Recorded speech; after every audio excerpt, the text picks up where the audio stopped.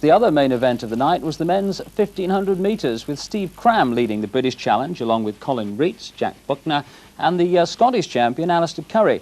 Now, the opposition came from the American Steve Scott, Jose Abascal from Spain, he was the bronze medalist in Los Angeles, and the former Olympic champion John Walker. In fact, there's a slight wind blowing, and this is a new track at the Bislett Stadium, and we're all wondering if it's quite as fast as the old one. Those 42 world records that David Icke referred to, 29 in fact were on the track. But there are one or two queries in the minds of the athletes as to whether this new track, which has been laid, in fact the whole stadium's been refurbished at a cost of about £1 million, and the track was laid in the last few months. The first time it's been used for a major meeting. Well, there are one or two problems for Steve Cram. That was a very impressive 800 metres he ran behind Seb Coe in the international match last Friday at Birmingham against the Americans. A great favourite with this crowd. The world champion, the European champion and the Commonwealth champion at this distance. But of course he's had some calf muscle trouble. Dropped out of a 5,000 metres in his home track in the northeast earlier this season. And we hear he's had one or two twinges in the last few days. And certainly there's a strong field here in which he will be tested. Jim Spivey, wearing 14, is the current US champion. We've got Steve Scott, around 100 sub-4 minute miles. He wears number 12. He was second in the American Championship. Of course, a veteran campaigner now. He's 29, but he's been around at world level for a very long time indeed. John Walker has run over 100 sub-4 minute miles. He wears number 7, the Olympic champion of 1976 from New Zealand. Thomas Wessinghager, the European 5,000 metre champion of West Germany, wears number 94. Jack Buckner also goes for Great Britain, the man who set the UK indoor mile record in America earlier this season at 3:55.61. Other Britons in this, Colin Reitz, the United Kingdom steeplechase record holder, often tests himself over the mile, and Alistair Curry, the young man from Dumbarton, only 20, who won the Scottish title last weekend, and certainly impresses me on the occasions I've seen him as having tremendous talent. Just a thought, David, that it's a refreshing attitude despite the injury that Steve has, that he says he's going out to look for races that are quality races, and he's prepared to risk losing one or two, but he doesn't want to run in the front of some athletic circus, and that's a good thing. I think it's the best thing that's happened to British athletics for a long while, his attitude. So that we're going to see something of this year, and I think everyone will applaud that.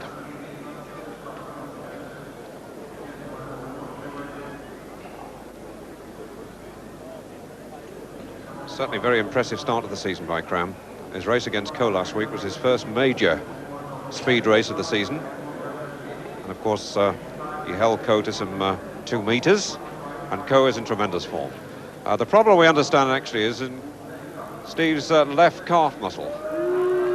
And of course, he seems to me to have had some trouble with this now for some 12 months. We'll be hearing from Brendan Foster about that later on, because of course Brendan spends a lot of time in the northeast with Steve. But I do know it's been a problem for quite a long time. That's the way they'll line up from the inside. Tim Hacker, by the way, the man on the inside, third in the American Championship this year. Very, very big field with the veteran Mike Boyd right on the outside. Mike now admits to 36, although there are people who feel he might be a little bit older. A personal best of 3:33.67 back in 81. John Walker, the 1976 champion, the Olympic Games in Montreal alongside Steve Cram, and there's Mike Boyd, who's drawn right on the outside. Steve won't be too unhappy about that draw, because it gives him a fairly clear run. The 1500 metres. Right from the outside, Brian Theriot now of America makes the pace. And they're all trying to keep out of trouble as they approach this first bend. We're at 2, 4, 6, 8, 10, 12, 14. Just counting the starters, 16 have started, and that's a massive field for a 1500 metre race. Steve Cram out of trouble in second place. In third place, right on the inside, is O'Sullivan of Ireland. You may have seen chasing Steve Ovett on Monday night in Dublin. And Theriot leads, Cram in second place, O'Sullivan third, Boyd in fourth place. Todd Harbour had a rough ride there, by the way, the American, and Wessinghager comes now through the trouble to come up to second place alongside Cram. Steve Scott goes third. moving up on the outside. There's an athlete whose number we don't appear to have in the programme. We'll just check who it is in a moment as they complete the first lap. 57.72, quite a respectable pace, and Cram stretches his legs now to move up on Theriot. Theriot leading, Cram in second place for Great Britain. Third is Wessinghager of West Germany. Fourth, Steve Scott of America. And Brendan Foster watching back in London. I know he knows about Steve Cram's problems, but he's really bouncing along on this new track, Brendan. He looks really good there, David, and the thing that worries me just a little bit is if he's not careful, he's going to be left in the lead, and if he is, he's going to have to make a long run for home because all the good athletes are queuing up behind him, as you can see. Actually, the leading two are stretching away from the chasing group. And in fifth place at the moment, Chuck Aragon of the United States.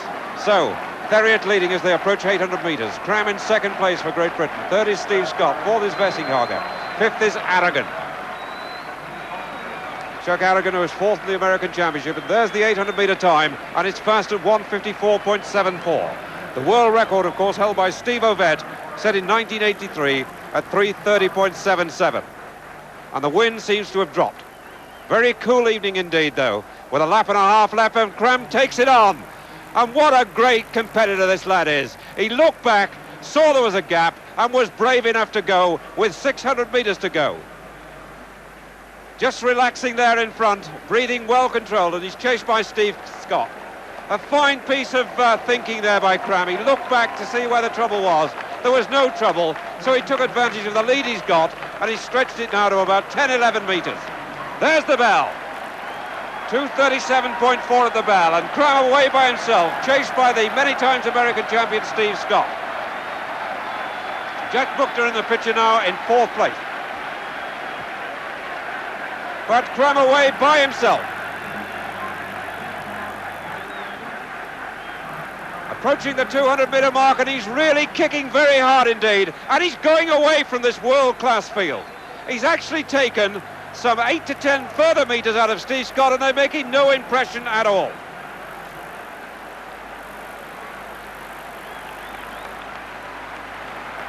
There's an enormous gap now with Steve Scott leading the chase, but it's hopeless as Cram storms home. A marvellous run this, and it's a fast one as well. Steve Cram wins for Great Britain. Steve Scott in second place. In third place, Jim Spivey, the American champion. And in fourth place, number 14. It looked like Todd Harbour threw that in fourth place, but I'm just looking at that time. 3:31.4. What a run.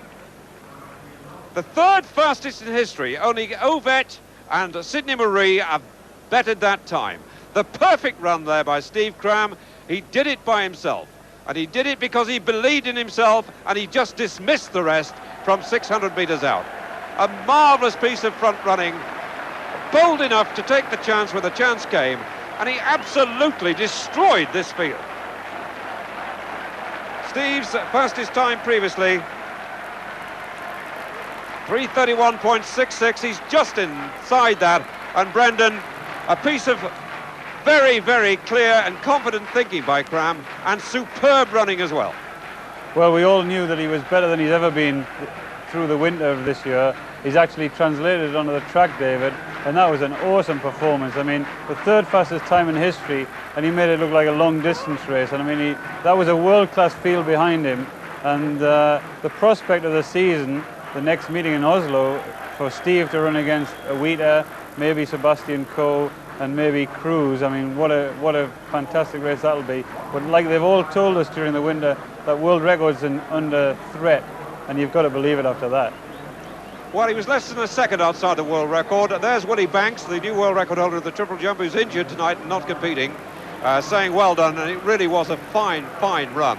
But we saw last week in the 800 metres, Brendan, just the sort of form he's in, and of course this is his better distance in many ways, isn't it?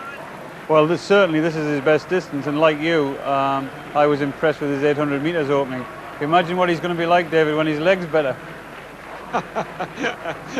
We'll tell him that when we see him later on tonight. So Cram, a very impressive winner indeed, and the third fastest time in history. Yeah, it was a very pleasing performance. I think what happened was the first lap wasn't too fast, is what usually happens. Because we weren't consciously going to run world record, it was just that we were aiming for 3:33, 3:34. The first lap was just nice, and then picked it up a little bit, and I had a look round with about, like you say, with about 600 to go, and saw there was a bit of a gap, and Brian was beginning to slow down. So I was feeling good and decided to go for it. When you look back at 600, were you a bit disappointed that this quality field weren't perhaps pushing you a little bit harder? No, well, I know a lot of the lads have just flown in from the States, and John's just come in from New Zealand, and they were all jet lagged. They've all had trouble sleeping last night, and I didn't really expect any of them to run well. I thought maybe, you know, people like Jack Buckner might do well, or Mark Sullivan, those sort of people. But did you think you'd put in that sort of time? No, I was looking for about 3:33, 3:34. Obviously delighted with that, because, you know, it's a personal best, and any time you run a personal best, you've got to be pleased. Sure. Not putting pressure on you, but if you had been pushed over that last lap, one has to think the world record might well have gone. I might have been beaten. The important thing was to win. And I had a look round, about 150 to go, so I had a good gap, and just tried to relax coming home, and wasn't looking at any clock or anything, and was delighted when I crossed the line and saw the time. There was a look of joy in your face as you crossed the line and looked across and saw the time recorded. Yeah, I mean, I was surprised. I remember going through the bell and thinking 3:35, 3:36, and I thought, well, you know, 3:32, 3:33 might be on if I can go hard on the last lap. But I felt so good on the last lap, and just felt as though I was running relaxed, that I was surprised to finish with 3:31. Sure. What happened to the calf injury? It's there.